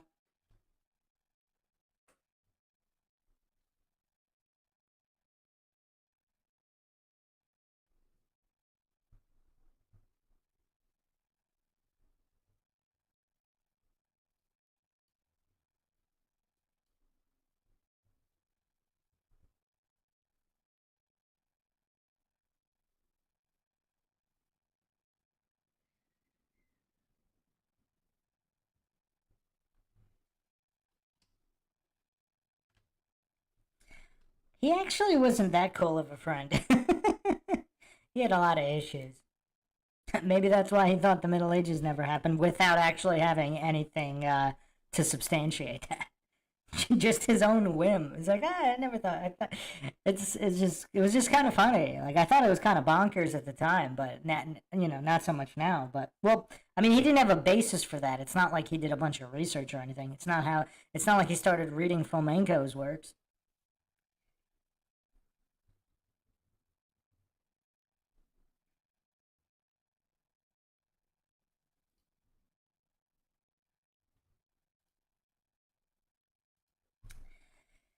All right, let's start wrapping up the arguments. About 30 seconds. Less than 30 seconds. Let's get this finished up. Final points rolling in. Let's see what these guys can come up with.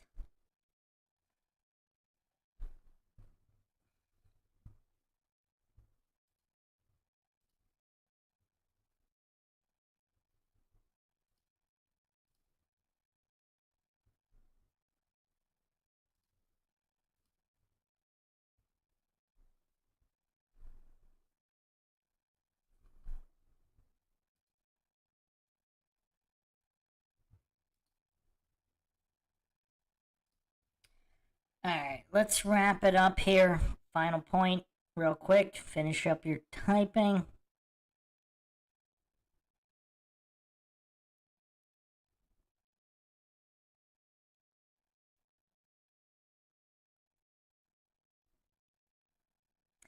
Okay, looks like both of them are done, so let's examine first. So, Pinto Sac for the existence of the Middle Ages. There are historical records, artifacts, written word accounts from the time period of the Middle Ages, art, paintwork, buildings were created during this time. I mean, those are positive claims. What do you got to back that up? There are records of wars, countries, weather events like volcano eruptions. I mean, specifying that these accounts are all from different sources, even on different continents, would have been a good, would have been good. The Catholic Church was big during this time. There were popes clearly documented. This seems like a huge task to fake. Is that an appeal to incredulity, logical fallacy? Why would they fake this? Okay, appeal to motive. I would need some theories as to why it didn't happen. Well, again, burden of proof is on positive claims. That's a shifting the burden of proof fallacy. And if it didn't happen, what actually did happen? Well, falsification is independent of replacement. So even if they did fake it, that doesn't mean you would know what did happen. Okay. Man, not great, Pinto Sack. A lot of fallacies there. A lot of fallacies. I mean, if you had mentioned that these were specific from different countries, different places, from travelers, all having similar accounts, that would buttress the argument quite well, but you didn't do that.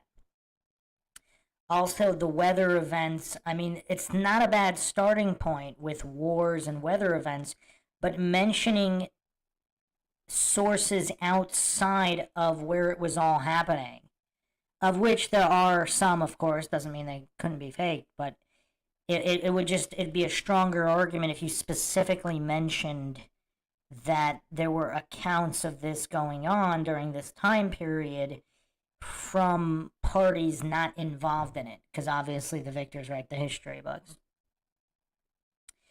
Let's go to Sphinx Bear's argument, which is against buildings we have today have been photographed with dates J80, 875 and such. I propose they added 1,000 years to our timeline. Catholic Church was in control of most of the world, so most of what we know, especially taught in public schools, could be what they want us to believe. I'm spent.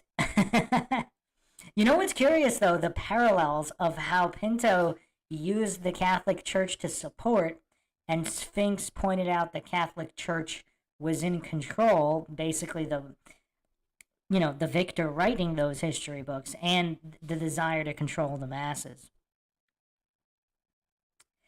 So, yeah, I mean, not great arguments.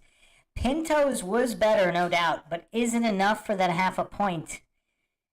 Just the failure to mention sources specifically not involved in those conflicts. I mean, I would have needed that to get that half a point.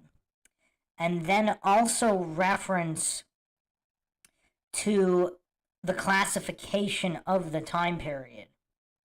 And even family trees, especially like royal monarchies, I mean, they had their family tree quite well mapped. Again, doesn't mean it's real, but it's evidence in support, like family trees, direct lineage. I mean, that would be a plus. The intermarrying of these royal families from different countries, that would all go towards it. And also travelers, just, even people from China traveling to the area, to the European Middle Ages. I mean, I guess it was kind of hard. Yeah, I don't think I can award any points for either one of you again. So, okay, the third round, triple sudden death. This is the last one. If nobody wins this one, then we'll just have two winners here. So this will be the last one. This one is a doozy. Okay, so Pinto Sack will be arguing against the existence of the boogeyman. Sphinx Bear for the existence of the boogeyman. Quick definition on the boogeyman.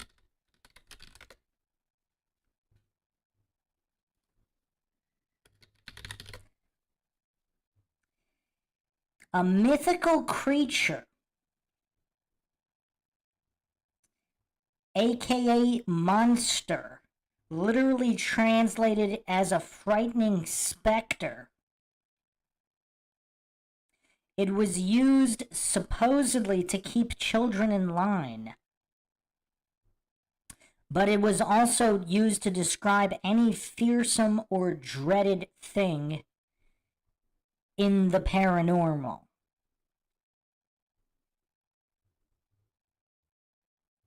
So once again, Pinto is against the existence. Sphinx Bear is arguing for the existence of the boogeyman. Good luck, competitors. Let's go.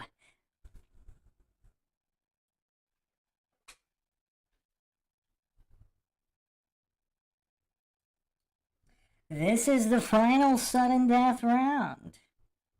An opportunity for either competitor to pull ahead and win the round.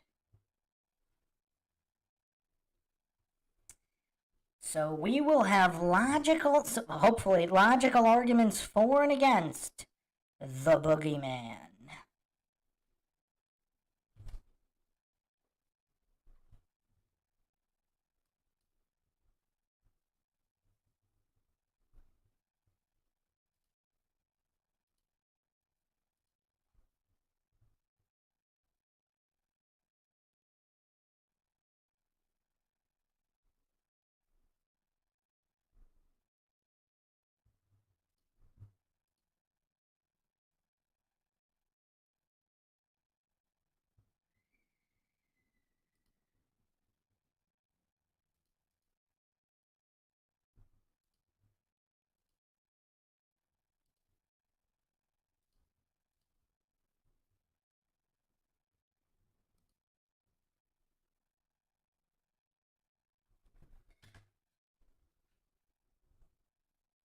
Dave Scott, no helping.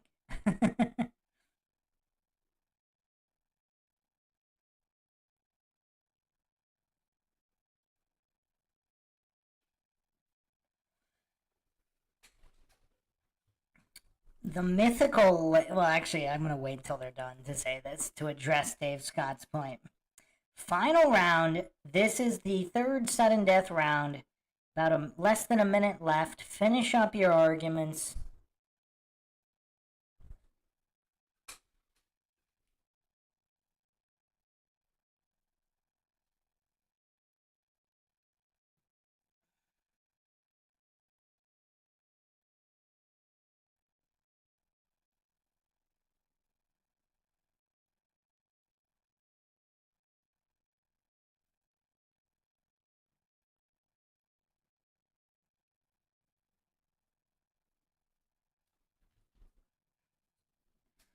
$20 seconds. Let's go. Finish them up. Finish them up. To this thrilling conclusion of Logic Olympics Round 3. Dave Scott, I will address your protest as soon as they are finished.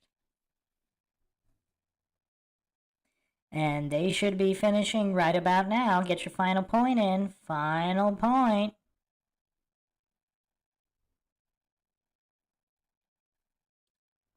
South to Weston here. You missed the Logic Olympics. Yes, you did. We are just wrapping up here. This is the third sudden death round.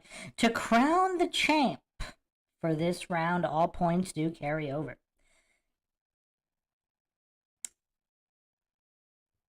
Oh, I can't believe you just did that. Okay, Sphinx Bear, you're done. Everybody's done. You guys are finito.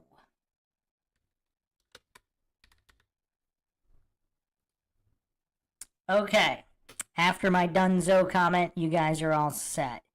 So, let's, who started first here? Sphinx Bear.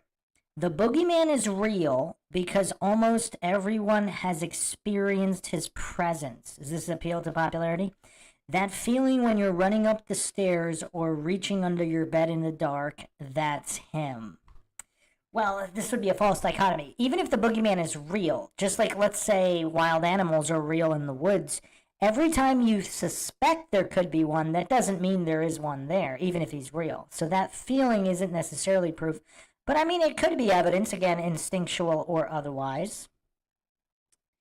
I would have also supported that. Well, hold on, let me finish what you. Also, since our thoughts shape our reality, millions of children and adults alike have seen the boogeyman, so that has to make it real. Was this another appeal to popularity?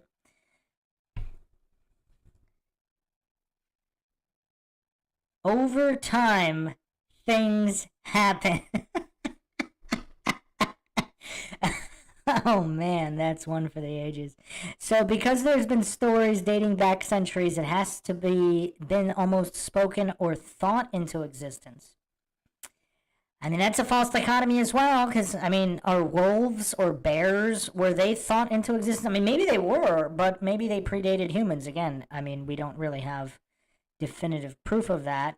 You'd have to support those claims.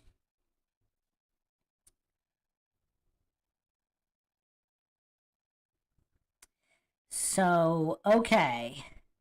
Quite limited there. Quite limited. I would have brought up that, and this is goes to your point, Dave Scott, by definition. What is the definition of mythology? Because people in the past, like for example the Greeks or the Egyptians, they didn't label it mythology. Those are modern so-called scholars putting the label of myth and legend on what was reported as historical fact. So retroactively, post hoc labels of myth doesn't make it myth. So you can't use the by definition argument, because in the time of the boogeyman, it might have been thought of as real, whether it was or it wasn't, right? Like werewolves and vampires were thought to have been real. They're labeled myth now, but that's a retroactive post hoc label. So that's why that's invalid. I would also use this argument. Try to think of something completely new that doesn't exist. So if the boogeyman, I mean, not to say you can't make stuff up, but humans really aren't that original. There's nothing new under the sun.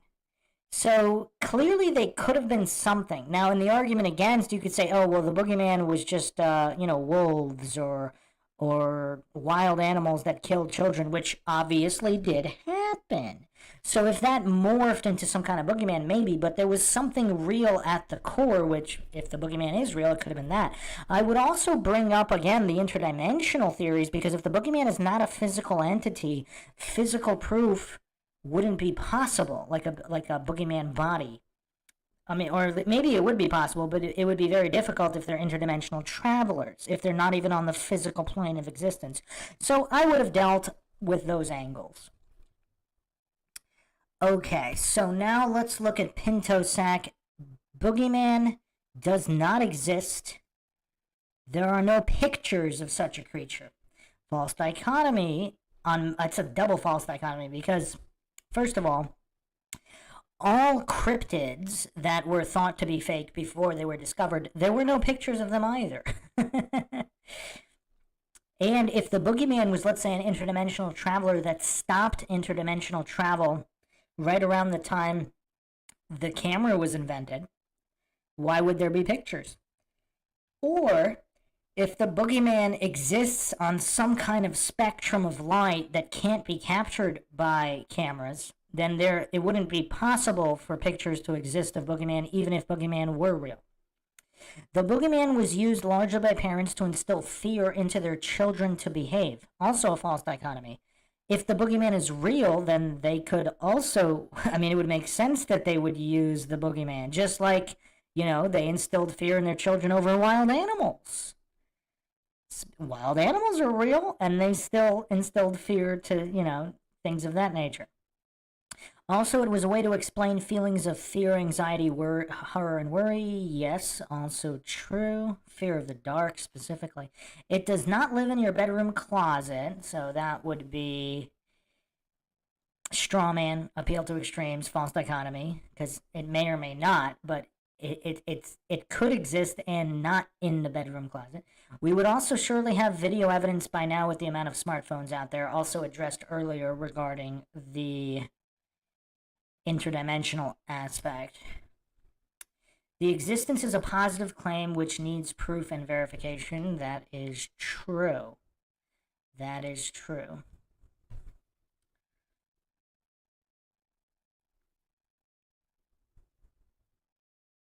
The only boogeyman is the one that lives in your mind. And if your thoughts do manifest reality, would that make it real? Okay, so also, yeah, the boogeyman could also relate to, any human criminal. So, yeah, not great arguments from either party again. I mean, I don't know. I don't think I can award even a half a point for either competitor there. So we have two winners tonight, and they are sharing bronze. So in first place is Ethan W. and Prophet C are gold medalists with 2 points. And then QCZ in round 2 has 1 point for the silver medal. And then Sphinx Bear and Pinto Sack are the bronze medalists. They're tied for bronze with half a point. Lord Zed said it became a myth. It started off a real dude. There was a guy going around at night snatching people for sure. That's how it started. Yeah, I mean, people have been kidnapping children forever. So, yeah. I mean, whether or not that morphed into a legend, whether it's real interdimensional, there was something real about it at the beginning, but yeah. Okay, so we have an entire podium now, and remember, your points do carry over to the next round. So another fun one in the books here. Plenty more to come. Just a quick reminder. For the next Q&A, the homework assignment is to watch the movie The Glass House. And we'll be going over that and many other things. No doubt Steven Seagal cartoons as well. Hope everybody enjoyed another edition of the Mindshock podcast. You want to help support the podcast, help logic and reason return to a world where it's quickly going extinct, you can donate to our PayPal. Just check the link in the description. You can also become a YouTube member right here on YouTube. Make sure you're subscribed, like, and share. Twitter, Facebook, Reddit, Patreon. This is Bruce McGuire signing off. Catch you guys next time.